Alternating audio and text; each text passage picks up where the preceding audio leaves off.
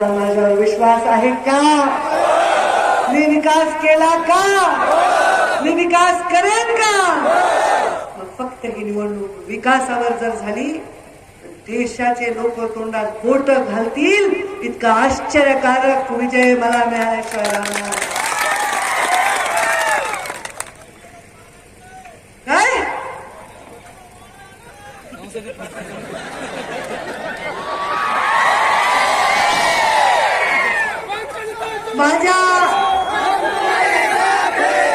माझ्या निवडणुकीत मला कुणाला विरोधच करायचा नाही, मला कुणाविषयी वाईट बोलायचं नाही.